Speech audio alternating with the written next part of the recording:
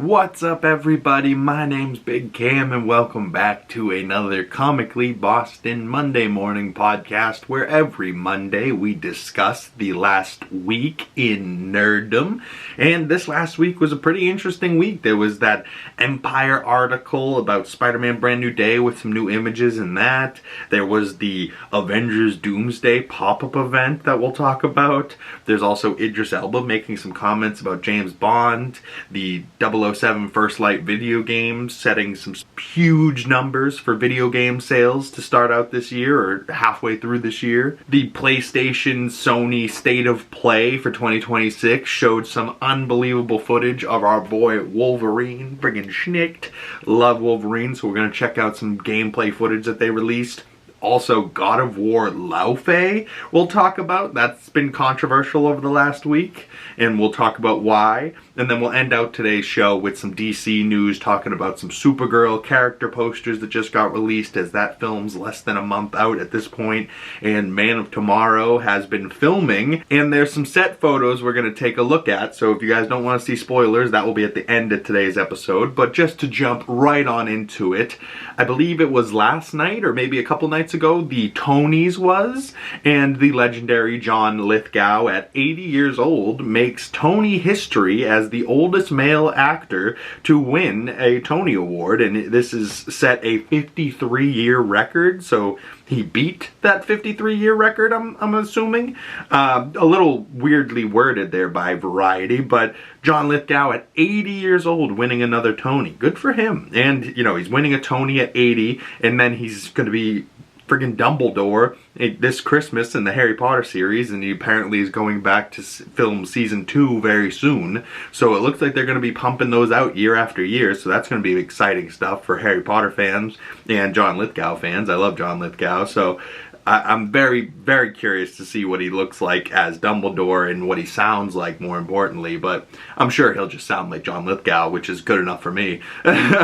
But moving on to a movie poster here for ARJONA's new movie called ONSLAUGHT, and you can see her with like a gun in the window there, and she's got like these, I don't know, what would you call those, like aviator kind of 70s style, maybe cops glasses. And this seems to be an A24 rated R film called ONSLAUGHT. And, you know, in the shadow there, you can see a guy holding a gun. But in the shadow, it says, "To stop a killing machine, you must become one." Ooh. So I don't know if she's going to just be, like, getting hunted down and she's surviving. But good for ADRIA. I believe she's dating Jason Momoa. She's, you know, he's going to be in Supergirl as Lobo. She's going to be in Man of Tomorrow as some character. Some think maybe Wonder Woman, but I think it's more likely that she's going to be Maxima, which is a character I don't know too much about. But either way, shout out ADRIA and A24 doing their thing. And of course, shout out our boy Christopher Nolan doing his damnness. And we are almost a month out. July 17th, we will be going to see the Odyssey. Tickets, I believe, are on sale now. I'm sure they're going to be selling out very quickly. This new poster here has, like,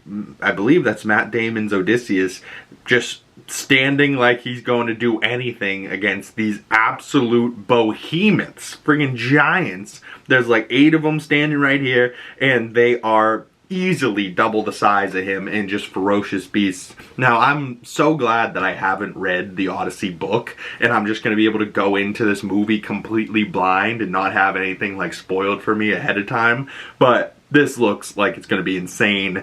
Any of the historians out there that are like, it doesn't look historic accurate, you guys just don't like fun. Go fuck yourself. Like, this movie looks awesome, and anybody that says it doesn't is just has terrible opinions, really. Speaking of terrible opinions, Zack Snyder. Zack Snyder apparently is getting to head, you know, be the director of the new Escape from New York reboot. So I feel like this is actually a good project for him to go and do, you know? And I believe they were talking about the Escape from New York reboot recently. And the first thing that jumped into my mind was, you know, Kurt Russell was the original guy. Why don't they have Wyatt Russell be the new Escape from New York and like kind of have, right, because it can be a reboot, it can be an entirely new thing, but just the fact that it's like a Russell carrying on the role. People will be there for the nostalgia from the first movie. Maybe you have some Easter eggs, maybe you have some things like some props from those movies in the background. Little things like that will go a long way for people, and then you can go ahead and do your own movie, your own stuff, and if it's Wyatt Russell, you'll have a good actor, and he's funny, and like, he's young, you know, he's not Kurt Russell, so you don't have to worry about hurting a legendary 80-year-old actor, or however old he is. But like, I don't know, comment below. I'm sure there's Snyder fans out there that are excited about this, but also maybe Escape from New York fans. I don't know if that movie's like a cult classic or not, but I feel like it is, you know, and I feel like I've seen one of the Escape movies, maybe Escape from LA, but I wasn't sure if that was the only one or if that was the second one, and then I was like, oh, did I watch these in the wrong order? So then I just kind of gave up on them. But comment below, should I go watch the original Escape from New York? But moving on into some video games, just over the last week I've been playing the 007 First Light video game that just came out, and in the first 24 hours it sold 1.5 million copies, which was insane. And I, you know, did some math, and I think it was something like $90 million they made in the first 24 hours if the game was just $60 and not any taxes or any of the pre-order bonus stuff, right? Like, if they ordered at the $75 limit at the pre-order stuff, that number goes up even more, you know what I mean? But having the number now be 2.7 million copies in the first week, wow, like, this game is just getting word of mouth, and it's just going and going and going. But now, you know, just to do some math for you, at that same equation of if it is $60 per and you got 2.7 million copies, we're talking $162 million they have made off of this game in the first week.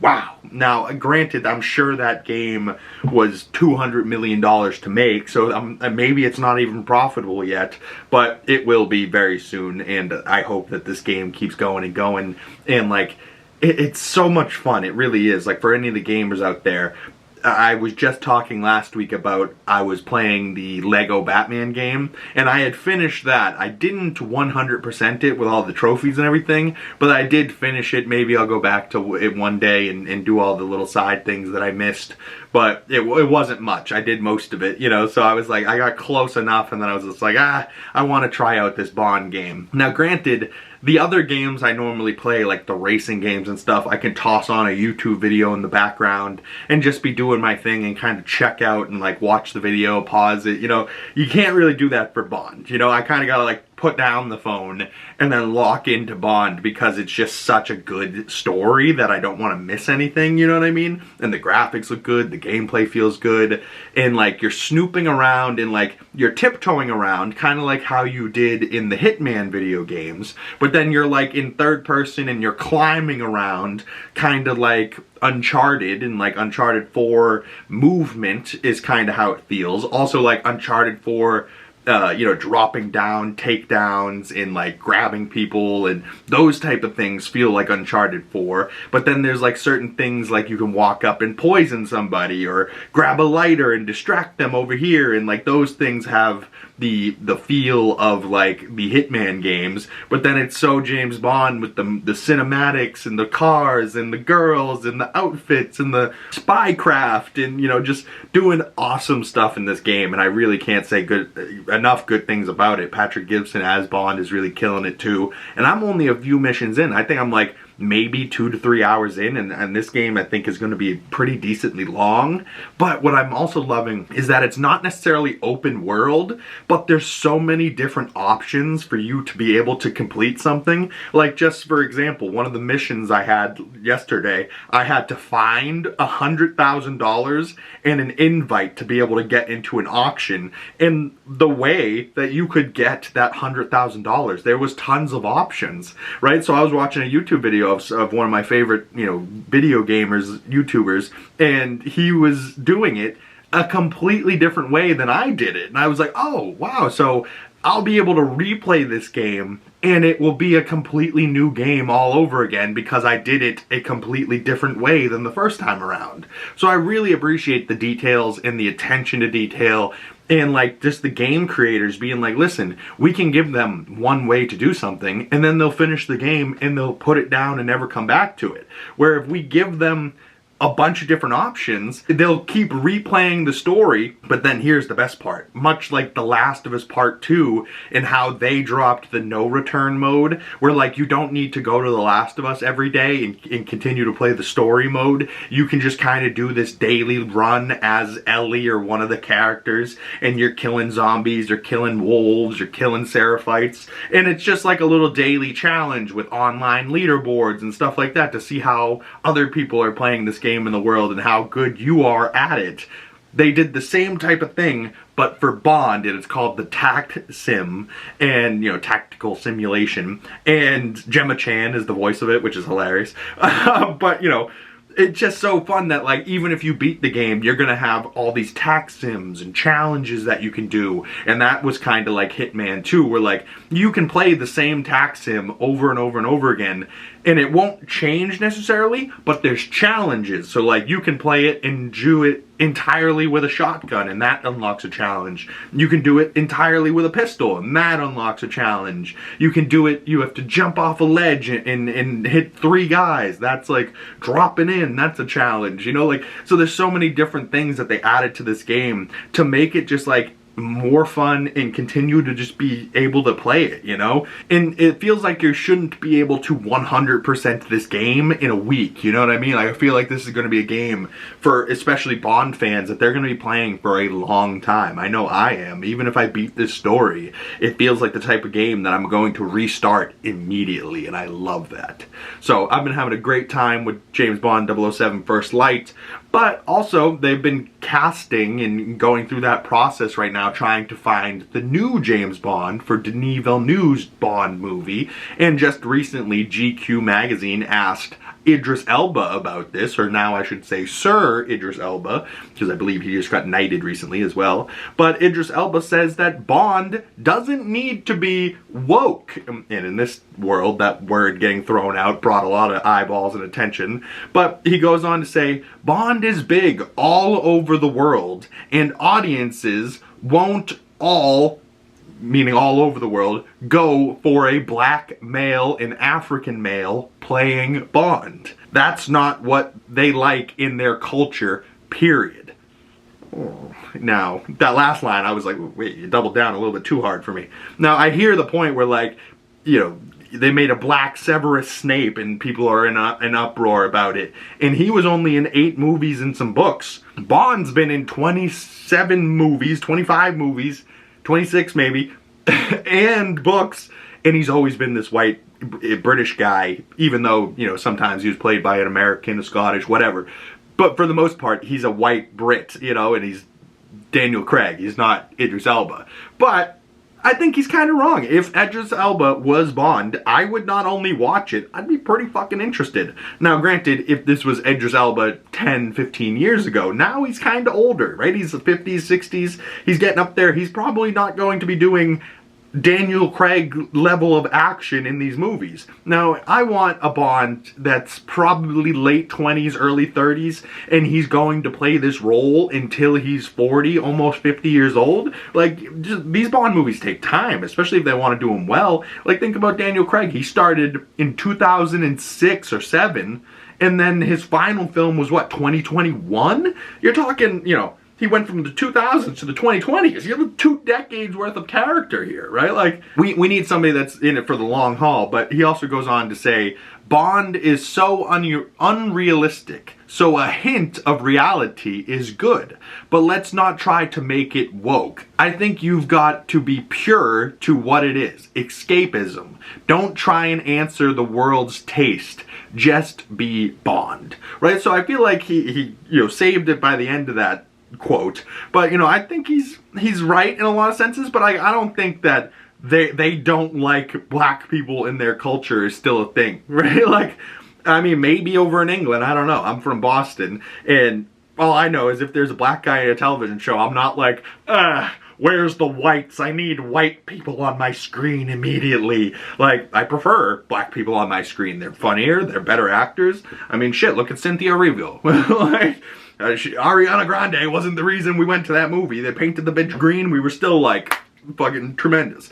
I don't know if that's a good example, but fucking first thing that popped into my head. But, you know, I don't know. I kind of agree with Idris. You know, I think the world in the grand scheme of things probably would be in an uproar if there was a black Bond. But would it make people not go see the film? I don't know. I feel like a lot of people would still go check it out just to hate on it. You know, and then you'd have to deal with that and whatnot. But, I don't know. Comment below. Who do you think should be the next Bond? Do you think Idris would play a good character? Maybe. If anything, I think Idris could be a very good villain for Bond at this point, you know, like maybe give Idris a big scar over his eye, you know, that deep voice he's got. Idris is still a phenomenal actor, so like he could play a Bond villain maybe, you know, or maybe what's Jeffrey Wright's character in the Bond films, Felix. He could play like Felix or something, in a Bond adjacent character. But also I don't want, you know, Denis Villeneuve's Bond just to be Casino Royale all over again. I want him to be doing his own new stories, much like 007 First Light. So comment below, who would you like to see be the actor who is the next James Bond? Right now, for me, my thoughts are like Tom Holland maybe could do a great job. He's like almost 30.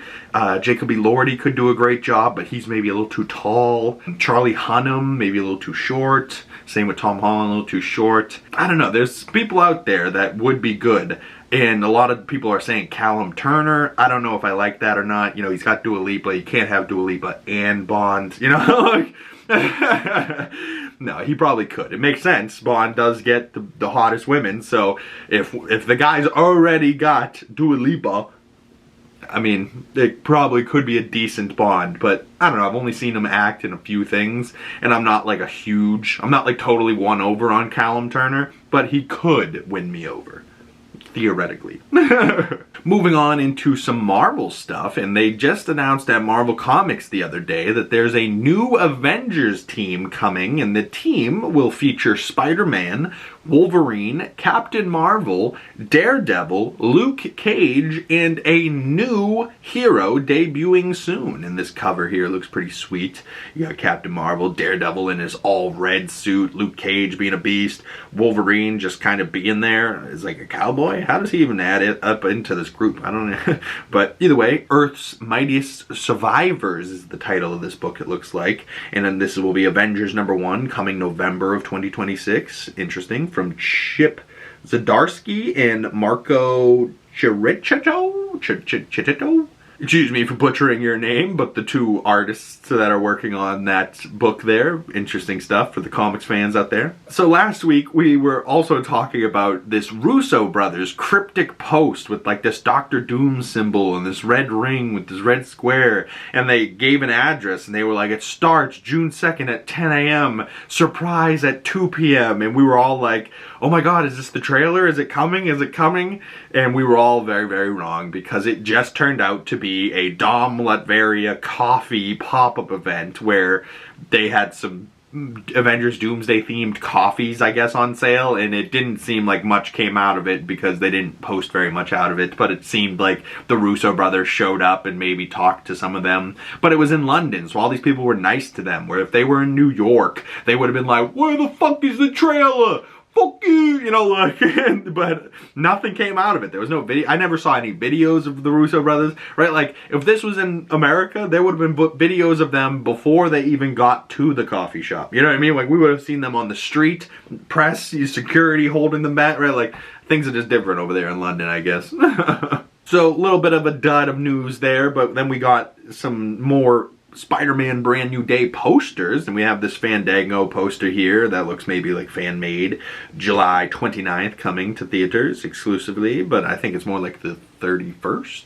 But then they put out this other poster that kind of gives me Spider-Man 3 vibes, Tobey Maguire Spider-Man 3, with like the reflection in the glass on the side of this building, but you can see his Spider-Man suit and then the Peter Parker. Loved that image there. I thought that was good. But last week, like I was talking about out with this Empire magazine cover, and we talked more about this actual cover last week, but the magazine apparently put out some new images. And first off here we have a cop getting held up by the Scorpion, and it says this is the first MCU Spider-Man film focused on the classic elements of Spider-Man, says Kevin Feige. So interesting quote from him. Scorpion there with his little pincer tail, and that looks much more like a scorpion tail than I thought it was going to be. I thought it was going to be much more, you know, robotic looking, but it actually looks pretty damn good. And Michael Mando back reprising his role, but finally getting to wear the Scorpion suit. We also have images here of Bernthal's Punisher, and his vest actually looks a little weird in this shot, but I believe there was also text for this, but somebody cropped in just to get more of the shot of Bernthal. And, you know, he's got the shaved face, so that is the one big difference from the Punisher special, the One Last Kill, to Spider-Man, is that he shaved his face, but he is repping that Punisher outfit in a Spider-Man movie, so I think it's going to be awesome. They also have shots of Peter Parker, Tom Holland's Spider-Man, wearing an ESU sweatshirt, and he's talking to Bruce Banner on the sidewalk, and he has his inhibitor on his hands, you know, holding back his powers. So maybe Peter's having problems with his powers and he's going to Bruce Banner to help him with them, and then maybe Bruce hulks out, and then Hulk goes, "Spider-Man, what's up, Peter?" And he goes, "You know me? Wait, what the fuck?" Like, and we get that moment from the comics, like, of Hulk, you know, the memory wipes everyone's memory of Peter Parker being Spider-Man, but like, it works on Bruce Banner, but then it doesn't work on the Hulk, so I would love to see that in this movie at some point as well. There's also this shot of Tremel Tillman's character, who I believe they said is going to be the new head of the DODC, or just somebody that works at the DODC, but he's shaking hands with Spider-Man here, so Spider-Man must have done something right and helped them out, so he's maybe making vigilantes, you know, more of the good guys in New York at the moment, and not what Fisk was selling them as in Daredevil. And, you know, we do know that Spider-Man gets the key to the city at some point as well, so maybe that's how this, like, movie opens, with like this big action sequence. He does a favor for the DODC, saves the day, shakes Tremel Tillman's hand, gets the key to the city, but then he has to deal with his real problems, where he's having a struggle, like an internal crisis, and then he also has, you know, MJ that doesn't know him, and he's trying to, like, be close to his friends but not hurt them like he did in the past, you know, like, I don't know. It's messy. And then this last photo, which is definitely messy, of Spider-Man in the suit, looks amazing, but he has a throwing star, like a ninja star, stuck in his shoulder, and you can tell he's just like, he pulls it out. Like, I think this movie is going to be awesome, and if anything, the action in this movie is going to be sweet, because I believe it's the Jackie Chan Hong Kong fight team and the people from Shang-Chi and Dustin Daniel Cretton. Like, I think this is going to be awesome. But moving on from that Marvel news into the Sony State of Play for PlayStation, and jumping into their biggest game that they've announced, I think, in a long time for Marvel, and that is the Wolverine video game. And many people, like, they announced this game a long time ago, and I've been waiting for a while just to get gameplay and to feel like it was actually coming. And now it feels like it's actually coming, and the Wolverine looks really good. It is going to be available September 15th, 2026. Oh, it looks awesome. There's pre-order bonuses. There's going to be avatars that you can get for, like, your symbol on your PlayStation. And one of them's Jean Grey, Mystique, Sabretooth, Wolverine. You're going to get an extra skill point if you pre-order it. You're going to get the classic brown and tan suit, retractable reflective claws. I think that's maybe not necessarily going to be something that they do unless that's in the game, but that reflective claws feels like the things that they do when, like, you buy the new PlayStation that is the Wolverine version, and then it comes with some extra stuff. Like, I feel like there was a James Bond version of that too, but, like, when I pre-ordered the game at home, I didn't get any of those things, you know what I mean? But I did get in-game suits and stuff like that. So that's kind of what this other one's saying. Digital Deluxe Edition. You get the full digital game, but you also get 5 suits plus 5 claws. So the claws and the suits must be different for some reason between the Wolverine. I feel like the claws are always the same, but the suit changes, but it is what it is. It looks like we get, like, the X-Men 1 Wolverine, we get a blue and black Wolverine, we get, like, a comic book accurate first appearance Wolverine from that one appearance in Hulk when he first showed up. We get a kind of black and yellow version that looks maybe a little feral. And then we have that Apocalypse, Age of Apocalypse version with the claws coming out of the metal stump, except he has a more normal haircut than the feral haircut like we saw in Deadpool and Wolverine. But yeah, September 15th, 2026, this film will be coming. Or this game will be coming. I'm so used to talking about movies, but this game looks awesome, and the little gameplay footage we got here looks amazing, so why don't we check it out?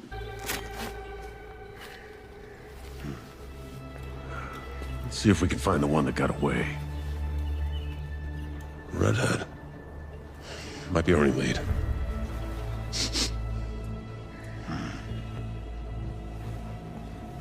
Looks like she took off into the industrial park.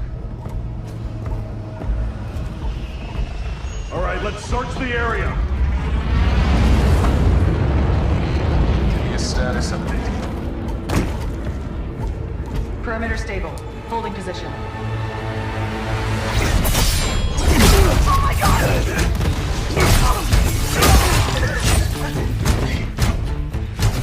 What was that?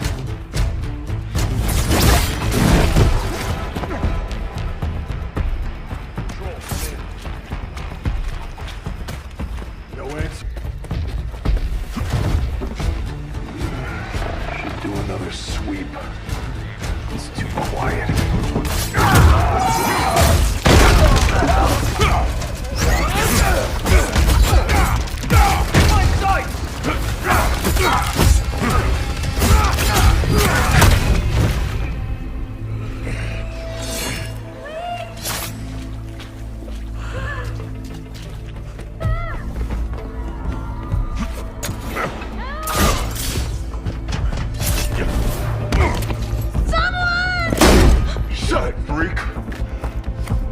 Damn, and that's the only clip I have, but they did put out like 7 minutes worth of fighting, and right after that clip, Jean Grey shows up. And apparently in this universe there's no X-Men and there's just Team X, so there's some mutants out there and sometimes they work together. But in this little like 7 minutes that they put out, you can see Wolverine, you know, finding Jean Grey, and at the beginning of that clip you like, you know, oh, let's see if we can find her. You know, he's tracking her down like an animal by scent, and he finds a little piece of her clothes with her red hair, and he's like, yeah, let's see if we can find her. And the way that he's ripping them apart and dropping down, and the claws look good, the blood all over the place, his furry arms. I didn't realize I wanted Wolverine's arms to be so furry, but it felt so right.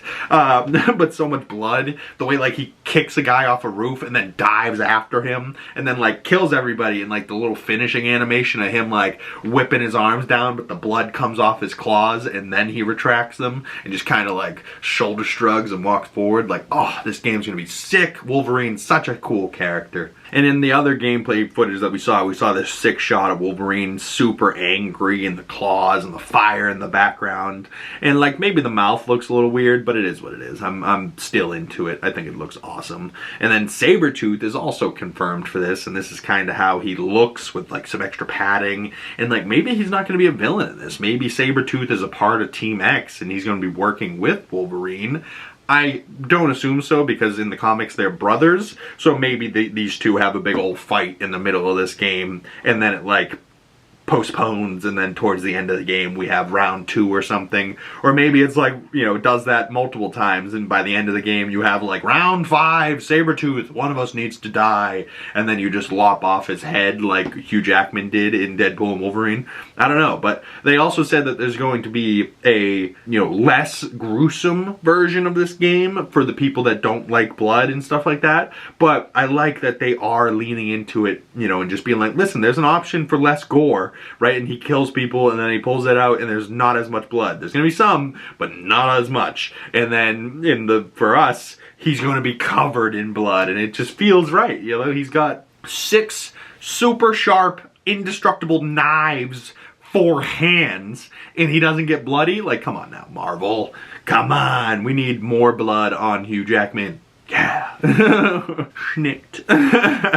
But moving on from the Wolverine game, I'm sure we'll be talking about that more and more in the next coming months until September. But then just announced the other day, and this was kind of a surprise, because like we knew the Wolverine game was coming and we were expecting footage from that at State of Play. We did not know that this was coming, and we knew that maybe the God of War people were working on another game, and they had said before that it wasn't necessarily a Kratos game, and that has people up in arms. But they did confirm that they are working on God of War Laufey, and this will follow Deborah Ann Wool's character, who many people know as Karen Page from Daredevil, but Deborah Ann Wool is going to be reprising her character of Faye, and Faye was Atreus' mother and Kratos' wife, and she dies in the first God of War game, off screen. We don't see how she dies, but that whole first game is about them spreading her ashes, right? So this game, God of War Laufey, is picking up with Faye in the afterlife, trying to get back to Kratos, or just fighting her way through the afterlife. And this map that we're seeing here in this wide shot looks awesome. It looks like there's some magical stuff going on in the distance. And also, like, Faye's character was one of the most magical people in the universe. You know, that she was very powerful. She was the one who wielded the axe before Kratos. Like, she is no slouch. And it looks like she's gonna have a sword with some ribbons, and those ribbons talk, and this giant gelatinous cube also talks, and his name is Frank, and he's voiced by friggin' Huey from The Boys. Yeah, that killed me when I saw that. I go, no, he's not the cube. Oh my god, he's the cube. But some of the images from this look unbelievable. Like a little three-eyed, red, demon burning hair, right? Like, and then this other green creature with like scales on its face. And apparently these are different gods from different places. And oh, this is just going to be so sick. And apparently God of War Laufey follows Faye as she fights through the afterlife of gods, the Everwen. Excuse me, I don't know what that is, but Everwen is where ruthless gods from across mythology vie for power in a land overflowing with dangerous magic. Ooh, interesting. So we're going to go to the more magical side of things. The more, I mean, the God of War Ragnarok did end with a DLC called God of War Ragnarok Valhalla, where Kratos went to the afterlife and discovered his true fate and what he should be doing next, in embracing that he is the God of War for now the Norse realms and maybe previous realms. But, you know, I don't know if we'll ever go back to the Egyptian realms, but he is currently the God of War of the Norse realms, and Faye is currently in Everwen doing whatever the fuck. Like, okay. And Cory Barlog said to IGN, and Cory Barlog is like the creator of the new God of War and God of War Ragnarok, and he says that the events of Laufey run parallel to the timeline of God of War and God of War Ragnarok. He says it has direct connections to everything, so that everything is a part of a singular universe inside of it. Interesting. None of this is like we're telling a side story. This is an all new chapter in the same book, a massive book, and we are starting to show that this has more than you could have ever imagined. Ooh, Cory Barlog, don't you tease me with a little juicy nugget like that. But let's take a look at some of this footage from this gameplay trailer of Deborah Ann Wool's Faye doing some badass shit in the afterlife. Promises you can't keep, got them.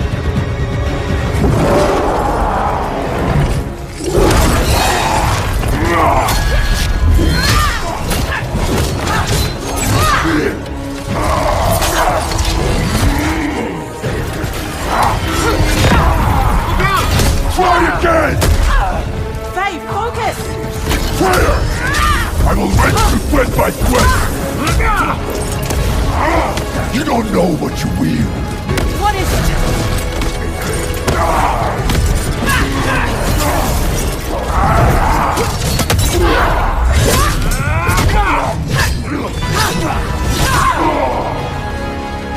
You're scared! sword. Why? I fear nothing!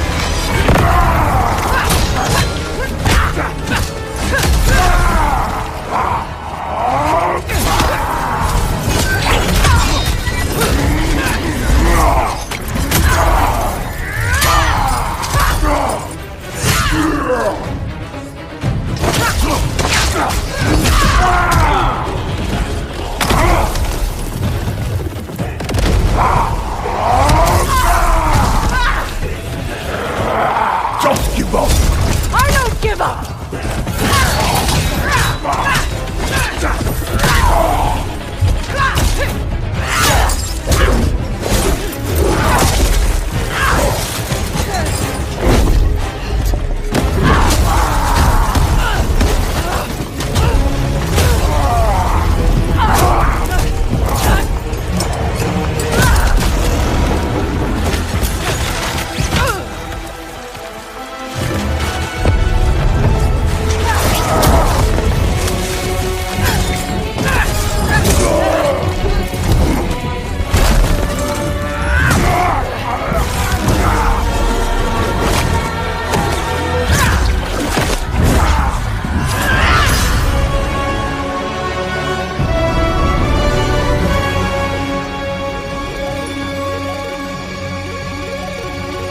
Damn, son, the ending of that gave me straight chills. And I love that the A in Laufey is the cube, and you could see, like, as she was fighting, the cube is just, like, bouncing around as, like, Atreus to Kratos, giving her help and, like, bumping into him, being like, look out! But then also the ribbons are talking to her, so she kind of has two companions. But that magical fire beast, whoever he was, he looked awesome, but he also looked like he was maybe afraid of her sword, so maybe the sword's like extra magical. But I love that she had her own moveset, and it was very fluid, but also like feminine, right? Like it wasn't as brutish as Kratos, but had the same aggressiveness in the swings as Kratos, but had her own flair to it. But when she blocked, it wasn't a shield like Kratos. She blocked like Atreus. So I'm like, bruh, the parallels in this are going to be amazing. We're going to get to see Deborah Ann Wool's Faye character getting to fight. We're going to get to play as her. We're going to get to hear Deborah Ann Wool being an iconic actor over and over again. I'm sure these scenes in this are going to be amazing, and she's going to be fighting and being super badass. But then she's going to have Huey as the cube being funny, and the ribbons being funny as well. And hopefully this is all about her making her way back from the afterlife, you know, and hopefully she can live again someday. I don't know. But some of the other footage that we saw, though, of just like these gods and monsters and like this giant like rock lion thing that green bitch rides. She like hops up there and rides it like it's a giant magical beast, and he flies off into the sky. And some of the footage I saw, I was like, dude, what am I seeing? You know, and Deborah Ann Wool, it looks so much like her. Like, this is a video game, but it just looks like it's her covered in blood, being a badass. These monsters and these gods, you know, looking down on her, so she must be special. They're like, why don't you die? And he's like, I'm gonna kill you. And she's like, oh yeah? You know, like, I'm gonna fucking kill you.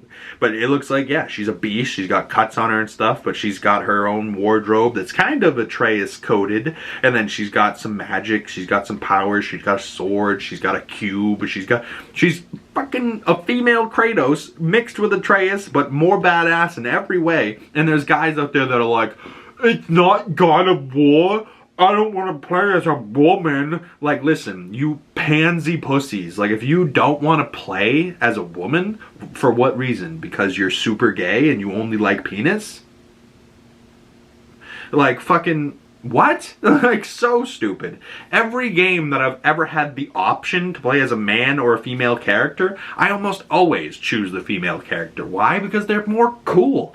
Fucking perfect example. Assassin's Creed Valhalla. You could have played as a dude or you could have played as a woman. I played as the woman, Eivor, and she was a fucking beast. And guess what? She still got to fuck bitches. So if that's what you want to do and you want to go fuck bitches at Kratos, fucking you can do that. It's stupid. So stupid. I hate fucking sexist losers that are just like, this game looks really sick, but it's not Kratos, so I'm gonna complain about it like I have valid things to say.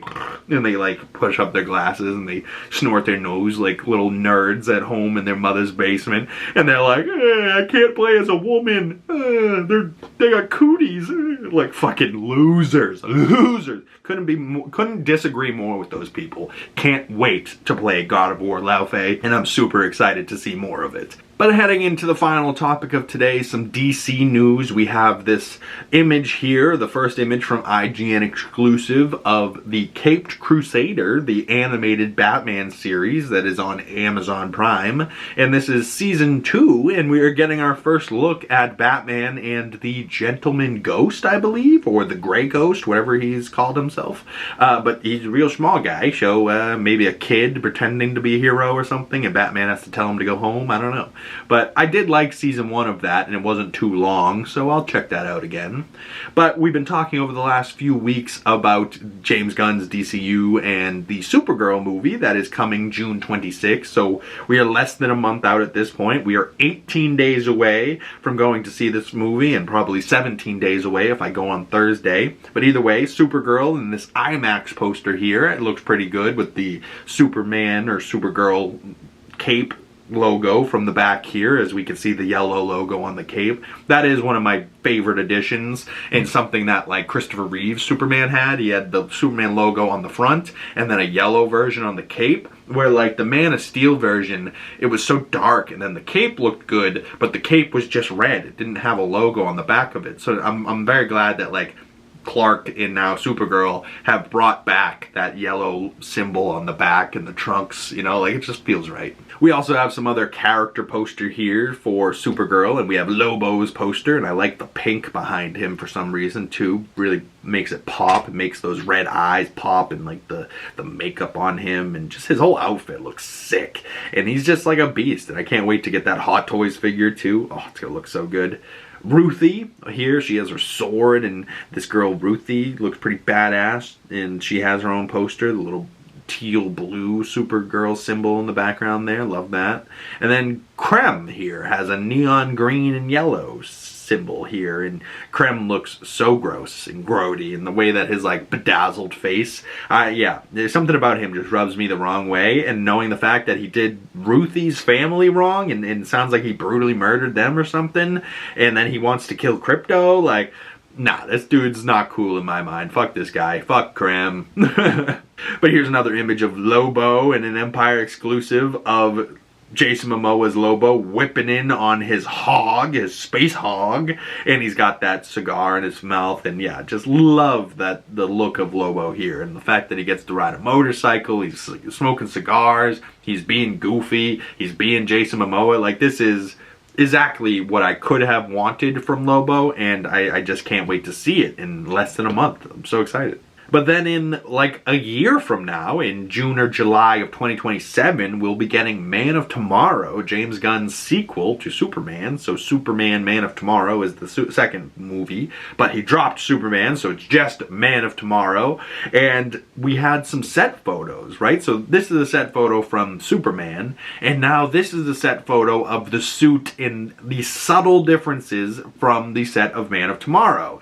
And just like, I don't know if I can get a side-by-side of these, but just going from the older suit where it looks a little bit looser, and also he had much less time to get into shape, so maybe he was, you know, say 250, but like prison body, and it was all up top. Maybe he didn't have the chiseled abs and like the physique that he really wanted for the first movie. He just had bulk, right? So maybe that's why he looked the way he did in the first movie. Where the second movie now, he's had time to prepare. He grew out his own hair. The first movie, it was a wig. So I'm assuming the second movie, it looks like real hair. It looks like the suit is a little bit tighter. Looks like he got in even better shape. Although the arms look slightly smaller than the first movie, but the rest of him looks bigger, right? Like his abs, his chest, his neck, like everything else looks bigger, but his arms look skinnier for some reason, but it is what it is.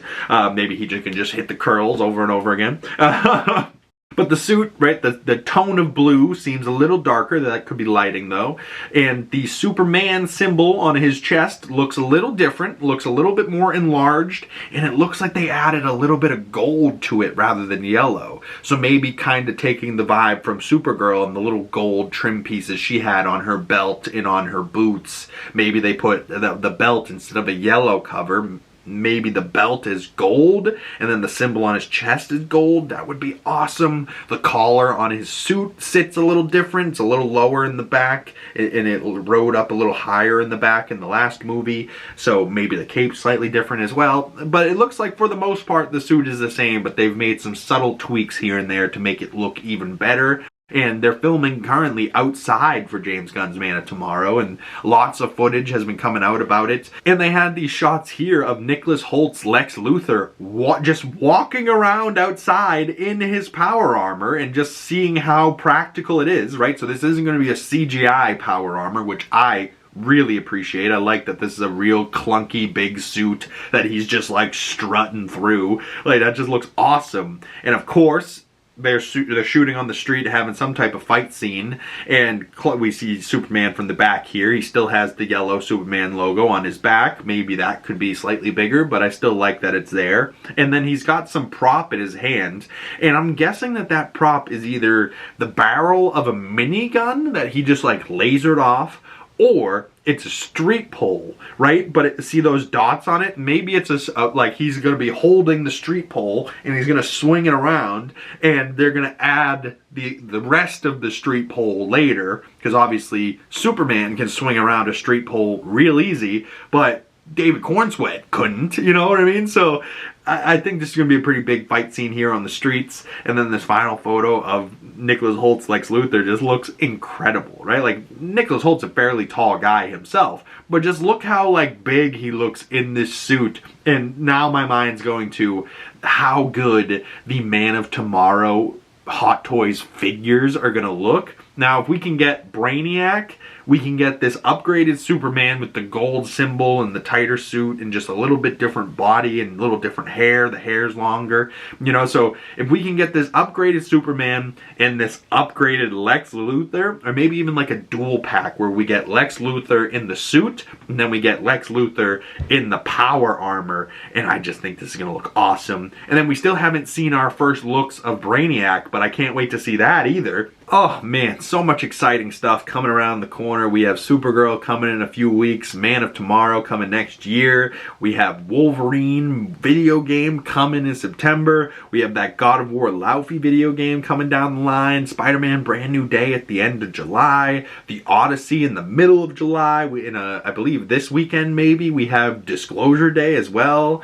I'm going to be continuing on James Bond 007 First Light, but hopefully we also get an announcement on who Denis Villeneuve's James Bond will be in the near future as well. And just so much stuff coming down the line, guys. If you saw anything this week that I missed, you know, we also have Avengers Doomsday, Dune Part 3 coming in December, Harry Potter coming in December. This year is just so packed, and we're not even into the summer yet. We have House of the Dragon coming in a few weeks, X-Men 97 Season 2 coming in a few weeks, Lanterns during the summer, like just so much stuff coming down the pipeline. So if you guys want to stay tuned, make sure you guys hit that bell so you don't miss future notifications when everything comes out.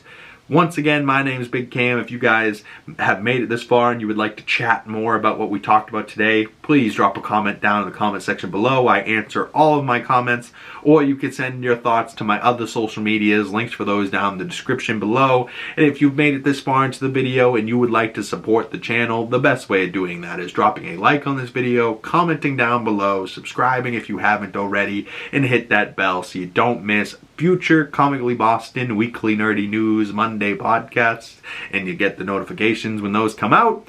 Once again, my name is Big Cam, and I'll see you gorgeous folks in the next video. Peace!